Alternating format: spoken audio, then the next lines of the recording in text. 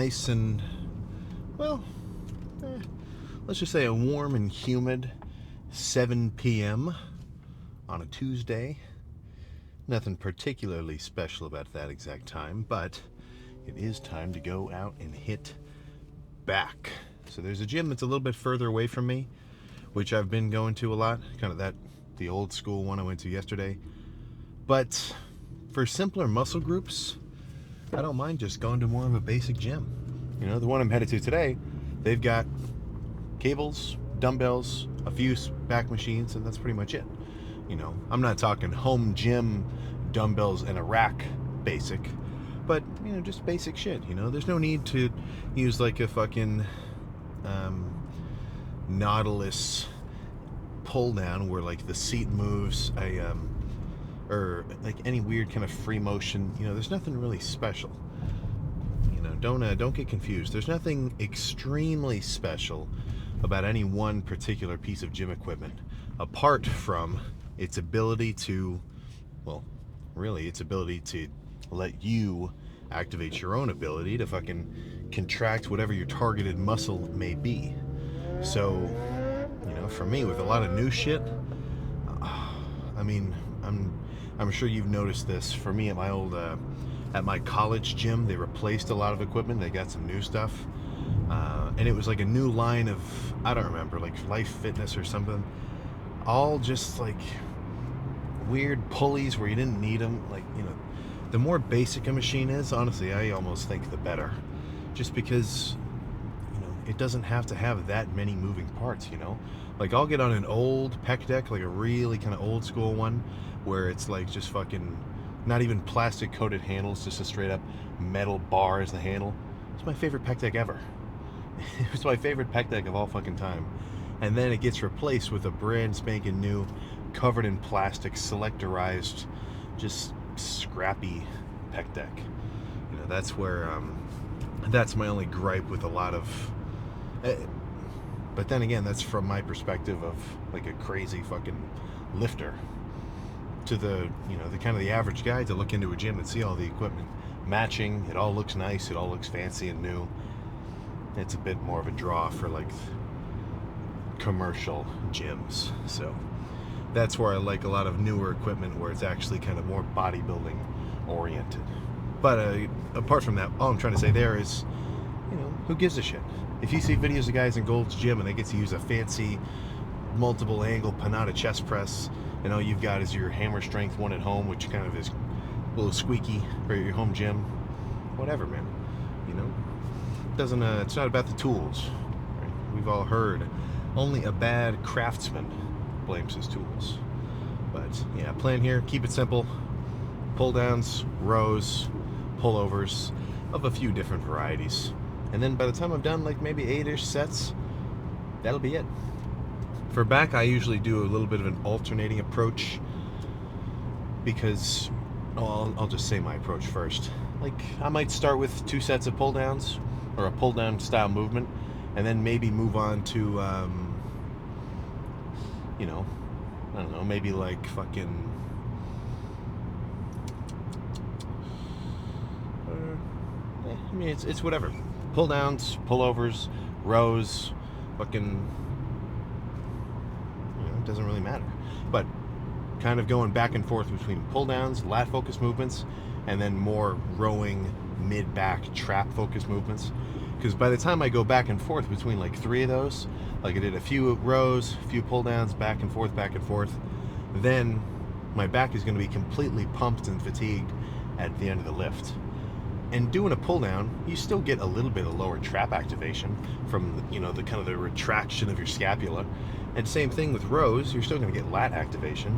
So even though there is merit to looking at every muscle group at each individual like muscle insertions level, I wouldn't sweat it. You know, don't you're not gonna catch me do 10 sets of traps and then 10 sets of lats and then 10 sets of mid-back. You know, at least for me, just hitting my back in its entirety from different angles, 8-ish sets, that's about right. Because by the time I've done that many, I'm fully pumped, I'm fully fatigued, and I've seen reasonable back growth.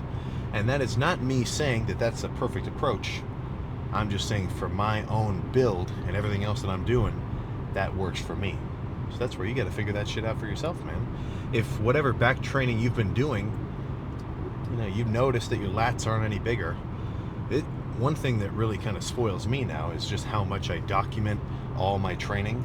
Like, not even on the social media side of things, just for me to be able to look at, at this point, we're getting into a year and a half, almost years of just straight daily documentation of all the workouts and stuff. I can see minute changes, especially in the posing. Like, it's really kind of abrupt in the intros. I keep seeing all the Sam clips get reposted, and it's like, the lat spread that I did in the first intro, like where I'm up against that white screen versus the second one versus the third one, like my sort of silhouette has gotten so much crazier over the last year and a half, which is just really fucking cool for me to see. So that's where now getting into a little bit of a side note.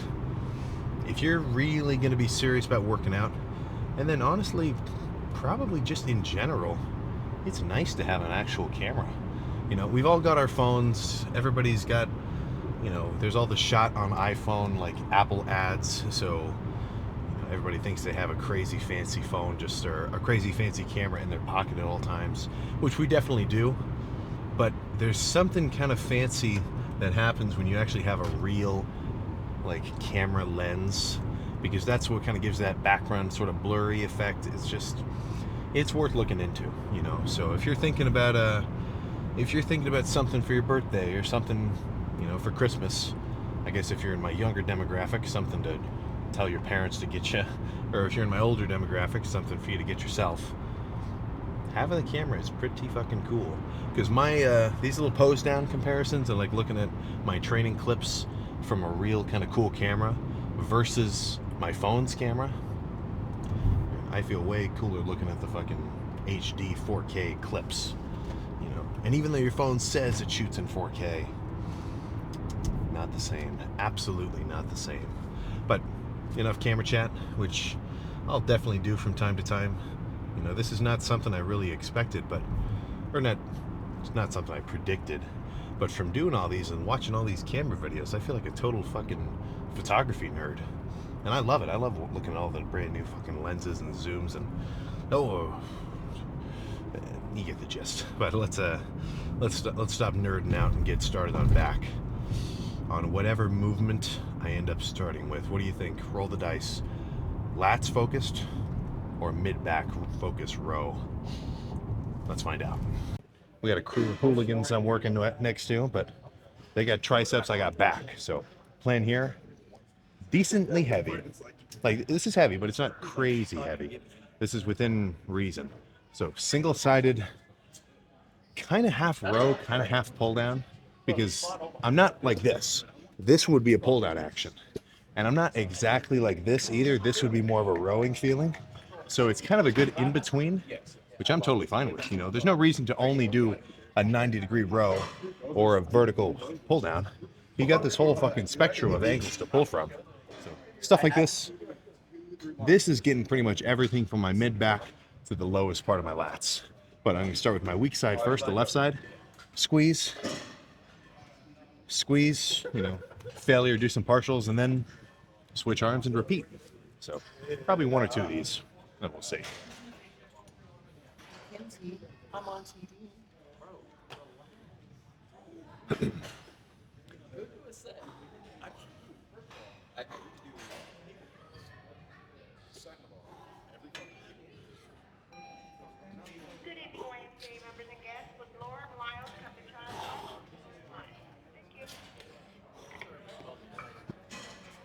Ugh.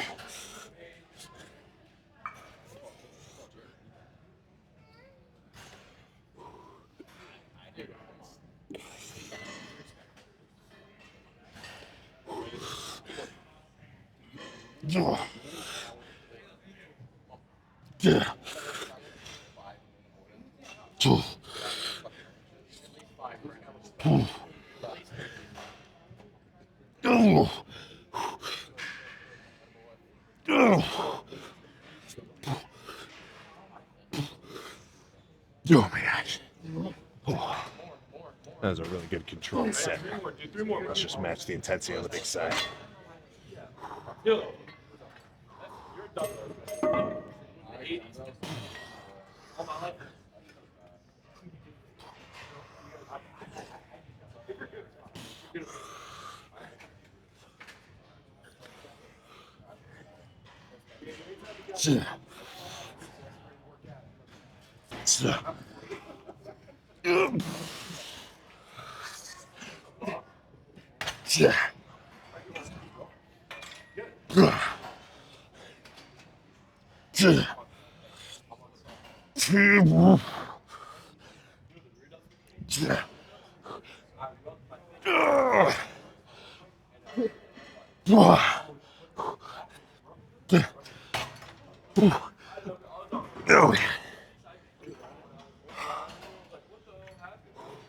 One more just like that.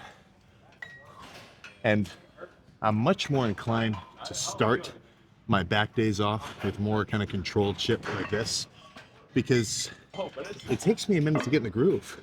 Like for me, to do a nasty set of pull downs, really heavy, where I kind of like, I'm like swinging with the weight, it just doesn't feel as good, you know? So when I'm fresh, I kind of feel like I want to prime my engines on back with light squeezing stuff. And then once I'm already kind of pumped and activated, then start some more nasty sets. But one more squeezing one, just like that.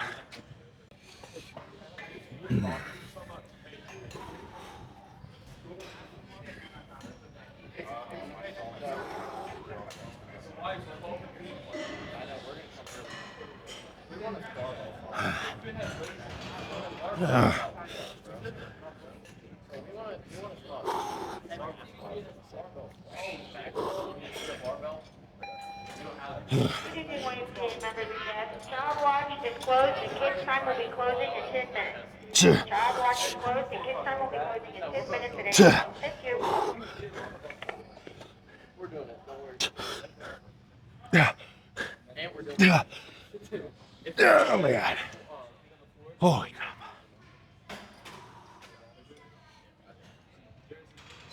Oh, Roger.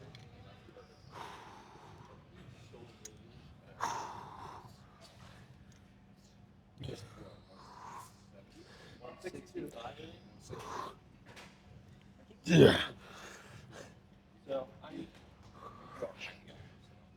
Yeah.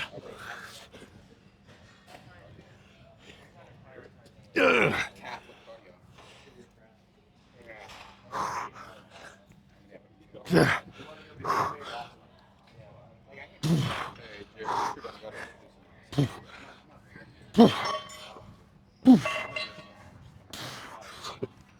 Oh my God.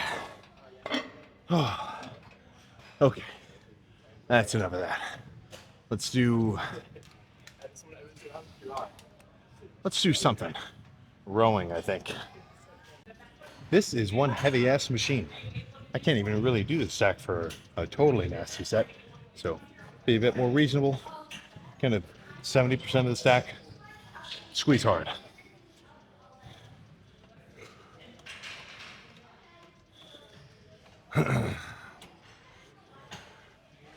Come on. A little tricky to do the straps one-handed like this. Yeah, there we go. Sounded bit better.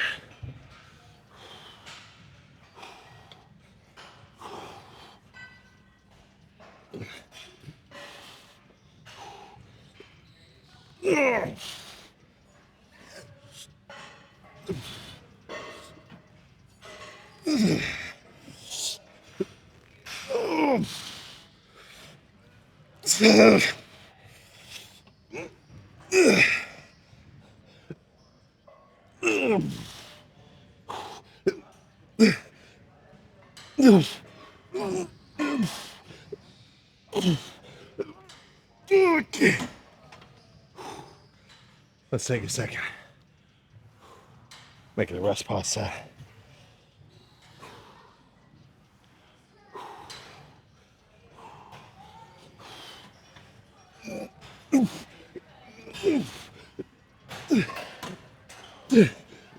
Oh my gosh. One more. Same weight, same everything.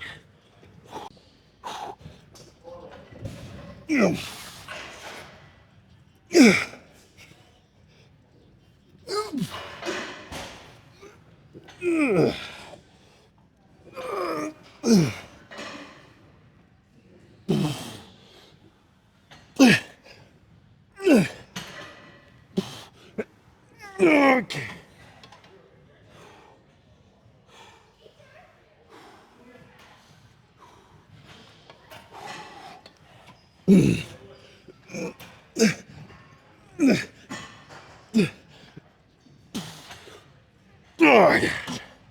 Okay. Back to something lat focused. Kind of a slightly wider grip instead of pull downs here.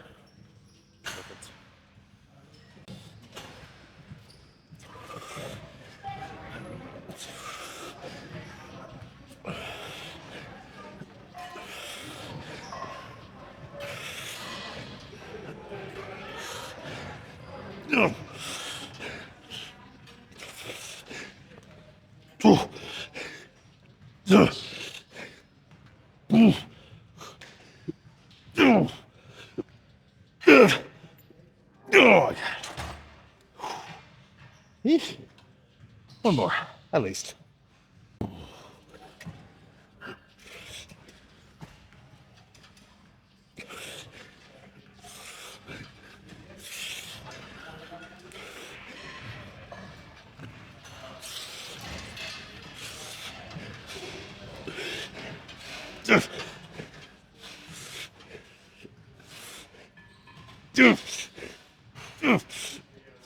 Okay. A little lighter and a closer grip.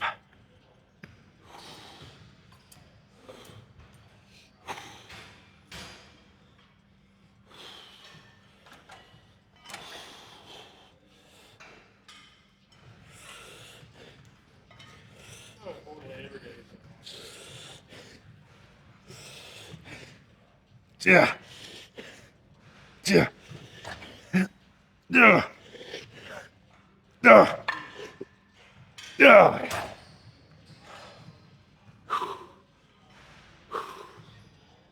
Okay.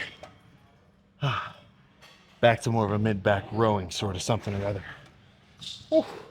Really good fucking pump so far. Let's just finish it off. Not the heaviest pull down slash row I've ever used, but nice and smooth. And it's kind of cool. It's like a 2-in-1. So this is a pad for pull downs. But when I'm doing rows, it's almost like knee support. So I don't have to push through my feet to hold it. It's just kind of fucking cool. But I think I'm gonna burn out with a classic set of rows. It's only 200 pounds, so that's a weight which is manageable. I'll just burn out with that. And then I think as a finisher, well, we'll talk about that in a second. Let's not get ahead of ourselves.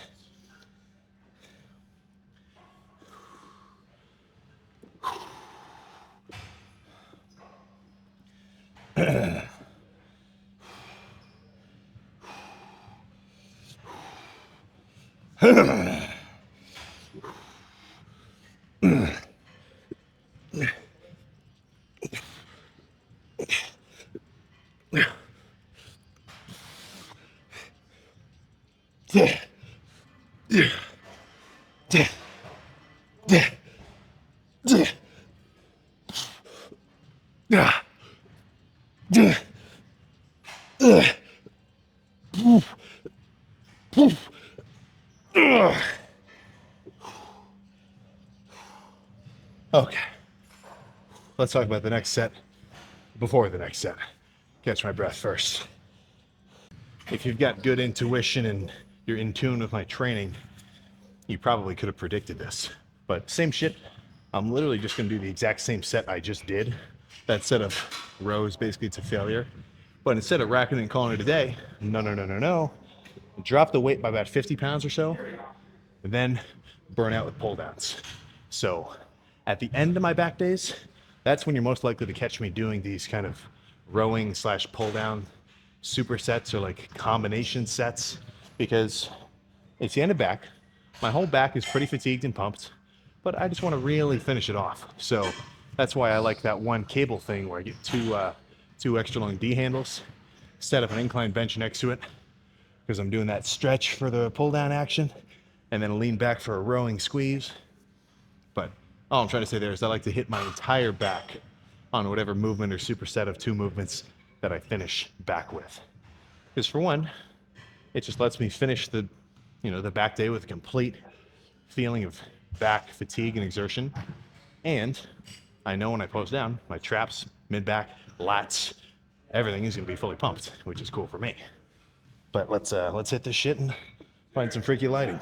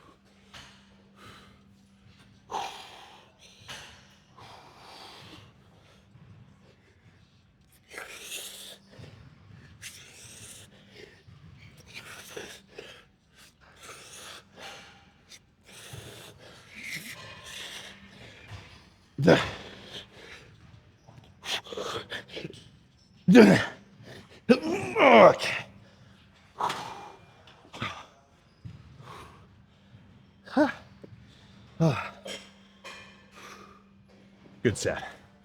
Now, a little tidbit before we pose down. No straps, because these sort of mag grip style handles, you can't really strap into them. But even with these, and any set of pull down, there's a little form tip. Don't, well, do whatever you want, but this is something I like to think.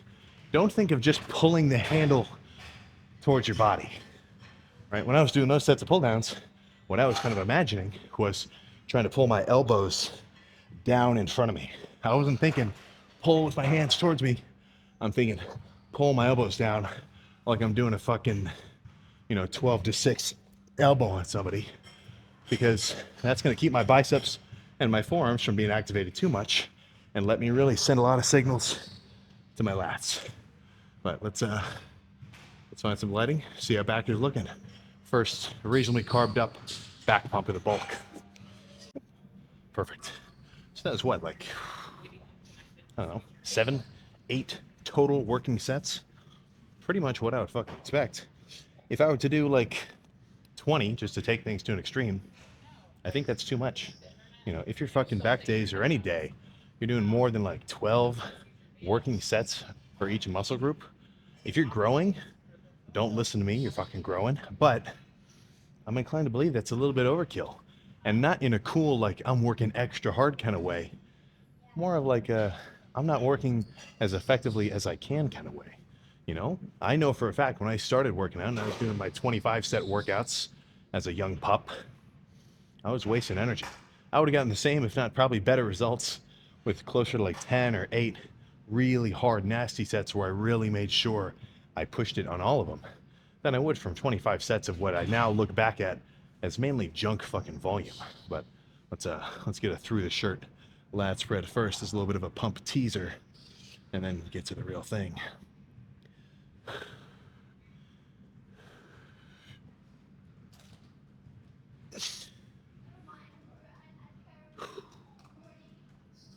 That's pretty freaking wide, I say. All right, let's see what it actually looks like. So, again, back is not what I would call one of my weak points. So for me, my back training, actually, I'm gonna kind of ease up on it.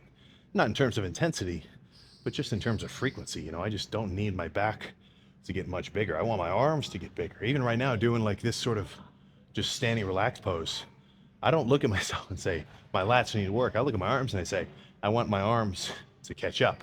But let's run through a couple here.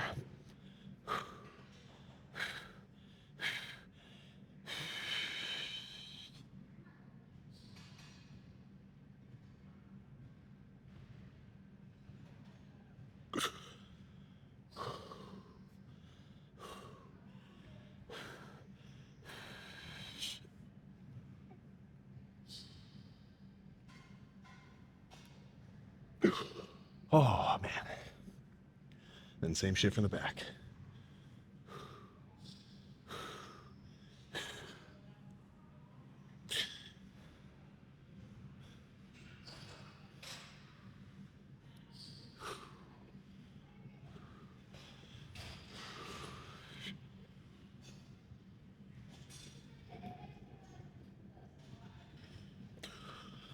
Oh, man. There we freaking go. So, back complete, well pumped.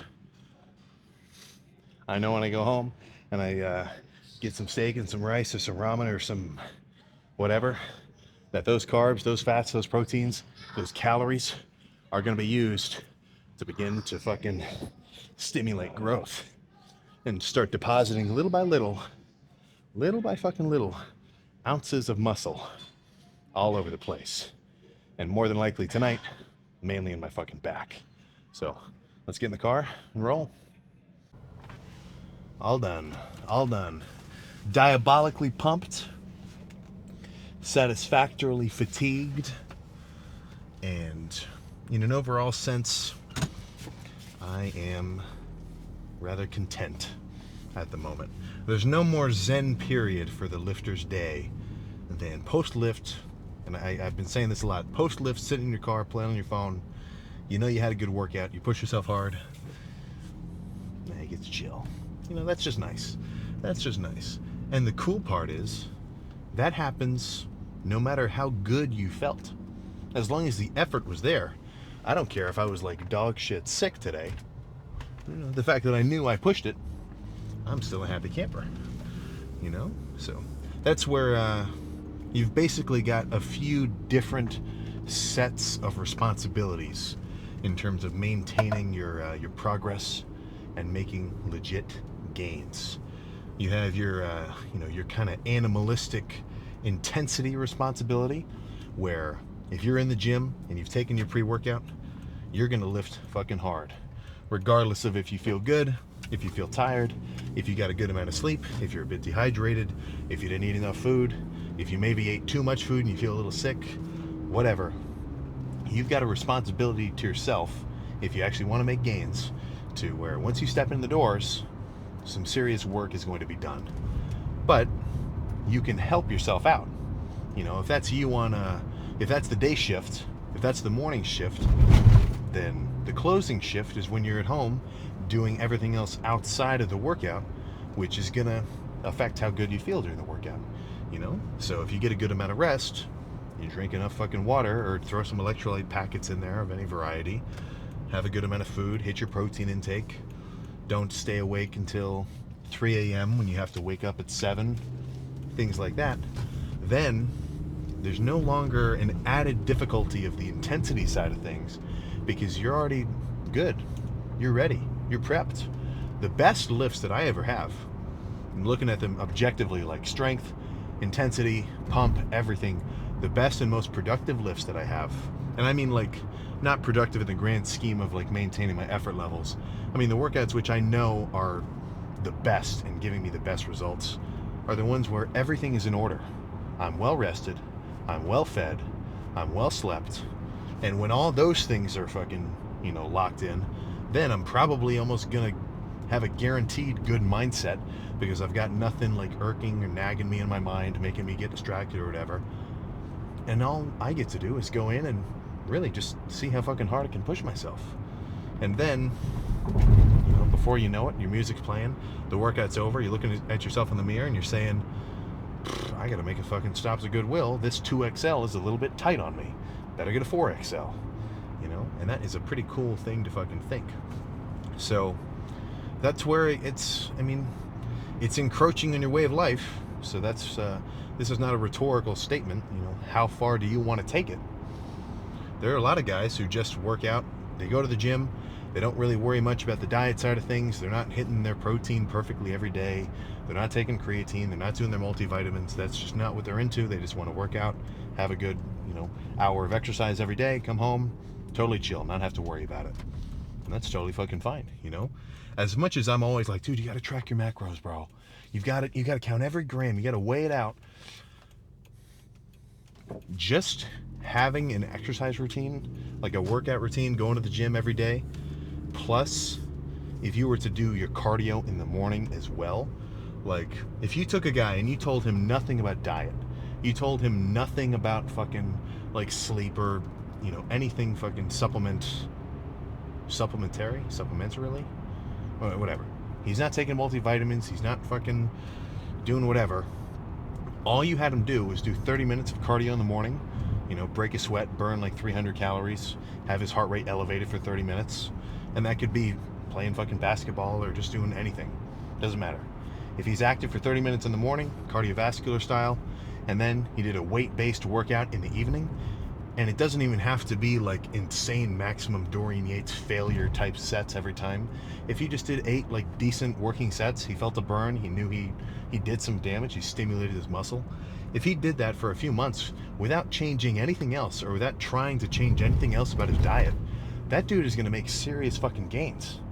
You know, if you take a regular ass guy and you make him fucking exercise and be active like that, that is a fucking game changer. Now, when I talk about the importance of the diet and everything else and like making sure your sleep's on point, you're getting all your fucking vitamins, you're taking your fish oil, you're getting all your fucking, you know, red meats in and steaks and proteins and chicken and whatever, that's all, I don't want to say extra, but those are kind of, you know, extra kind of, I was about to say upgrades.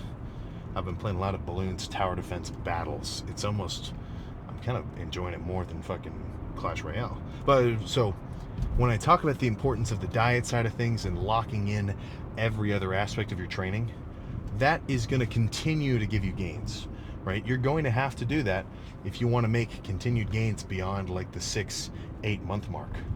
But in no way do you have to even really worry about that as a beginner. If you haven't worked out at all yet, you haven't gotten into it at all, you're a complete novice, or you know somebody who's a complete novice, do not like pressure them into thinking that they need to be a goddamn professional dietitian to start working out. And like if they do anything short of that, then they're not going to make any progress. Being in the gym on a consistent basis is night and day compared to somebody who's not training at all. And then, you know, that's kind of like the gateway drug of lifting, because once you start working out, odds are you see your first bicep vein, you're hooked. And you're going to say, oh crap, gains are pretty fucking cool. What can I do to make this, you know, continue to let me progress for longer? Then you're going to start looking into your diet more. You're going to realize like, oh crap, maybe 30 grams of protein per day isn't ideal for somebody my weight. Maybe I should be eating a little bit more. You know, little things like that. And then before you know it, you're fucking, you're walking into the gym and you're saying, oh crap, yeah, I don't really like this push down handle. I feel way too much short head. I'm going to switch to single arm overhead because I can really work my long head. And you're going to know every little itty bitty detail about lifting just from, I mean, half of it is just going to be from social media. Our phones are always listening to us now. Even if you watch this clip inadvertently, it just got fed to you. Odds are your phone's going to keep pushing like fitness related content to you, which kind of blessing and a curse style. Definitely a fucking invasion of your privacy. But that does mean that you've got lifting tips and information at your fingertips at all fucking times. So I say as soon as you kind of realize you want to make legit gains, it's an upward fucking, or it's a upward spiral. There we go. I was about to say downward spiral. No. It's an upward spiral, because you're going to work out, you're going to enjoy it, you're going to say, okay, what can I do to keep enjoying this? What can I do to keep making gains? You know, I don't want my bench to be 225 forever. I want to get up to 250. I want to get up to 270. I want to get up to whatever. Right? You got to lock in the diet, man. And in terms of weight gain, I haven't really talked much about bulking, even though this is like early stages in my bulk right now. There's no way to get around it. If you want to grow, if you want to make legit fucking muscular gains, get bigger, get stronger, you know, get more fucking defined peaks of your bicep and have your chest protrude out more, you got to eat enough to fucking, you know, facilitate that growth. And that's something which you really have to kind of learn to understand. And I can't really say it any more plainly than that. If I didn't eat enough, I mean, it's a guarantee, I know it. If I don't eat enough food this bulk, no matter how hard and well I train, I'm not going to grow. I'm just going to end up staying the exact same size. Because don't forget, the point of working out per se and going into the gym, you're not growing any muscle in the gym. Honestly, all you're doing is stressing out your system and really stressing out whatever muscle you just trained locally. And then what you do outside of the gym, diet-wise, sleep-wise, recovery-wise, that's what determines the effect of that muscular stimulation that you got with the weights.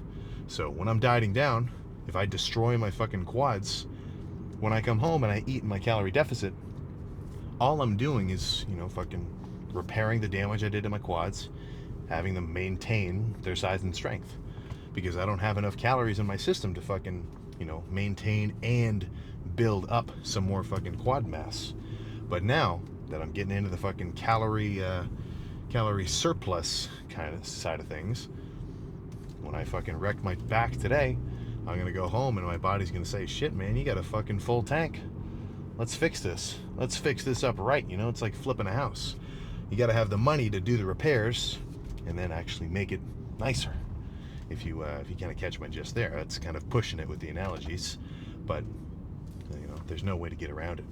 So if you know that you're itching for some more gains and you've been kind of staying around the same weight for more than you would like, I don't want to call you out for a specific time frame, but you know that you want to get bigger, get stronger. Some guys in your friend group they're focusing on their meals. You're seeing them walking around with fucking prepped meals in a thing of in like little plastic Tupperwares.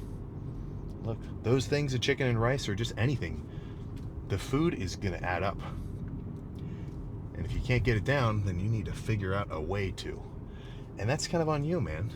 Because a lot of stuff, fitness related, workout related, diet related, it's not really that simple as to just listen to someone talk about it and then you internalize it and you now get it. You have to go through the process of seeing what you're doing actually result in some kind of change in your own body, and then you'll understand. That's like telling a kid not to fucking don't lick that 9-volt battery, it's gonna zap your tongue. They're like, well, no, it's not. That's not really what happens. You know what I'm saying, right? You don't understand how sharp a knife is until you accidentally cut yourself. So that's sort of the idea I'm saying there. As much as you may kind of hear and listen to me like fucking yap on and on about calories and macros and I was about to say supersets, calories and macros and surpluses and deficits. Once you've gone through the process of watching yourself lose body weight because you've been eating in a consistent deficit, or once you've watched yourself begin to gain body weight, make size gains, make strength gains, because you're finally actually eating in a consistent surplus, once you've done that, that's when a little switch in your brain is going to click and you're going to realize, like, oh shit, yeah, man, food is actually having a pretty serious effect on how I feel. After just one day of eating a lot of food, because I was doing 2,500 2 days ago, the day before and the day of chest, I was eating about I went a little extra, had 4,000. I'm cutting down, doing 3.5 right now for this next few weeks. But after just a few days, 2 days literally, of higher than normal calories, actually eating in a calorie surplus, than sticking into that deficit that I've been in for a while, I immediately felt fucking stronger. Because I went from being flat and carb depleted to fucking, full and kind of pumped up. So once you've done that and you've gone through the process of that, then you're going to really get it. And then it'll be so much easier to, kind of pretty much just apply yourself to your diet, because you'll really have a deep understanding, okay, this is going to have a direct result with my progress. Because if no one's ever actually dieted before, they don't really get it. This is something which I love seeing every time we do any kind of appearances or stuff, or at the Arnold, or whenever we stop at a supplement store and I get to talk to everybody. The guys who show me their fat loss transformations where they lost 80 pounds in 6 months, or some of these guys lost 100 pounds in a whole year, they understand it. I can relate with them on a fucking deep level, because they know calories in, calories out is the thing that they're kind of fighting against. That's their stimulus to actually make their fucking gains towards their end result of whatever progress they're aiming for. So I can't stress enough the primary stimulator of my growth of this bulk, it's the calories. Because if I don't eat enough, I'm simply not going to grow. So that's, I think that's the end of my shtick right there. I got to get gas before I head back to the crib. And then I've got a steak waiting for me in the sous vide. Sear that thing up with a pack of instant rice, and I'm going to be a happy guy. So I'll see you tomorrow for arms. Oh my God. First bulked arm pump. I might be too excited. So let me not crash my car while turning. I'll see you then.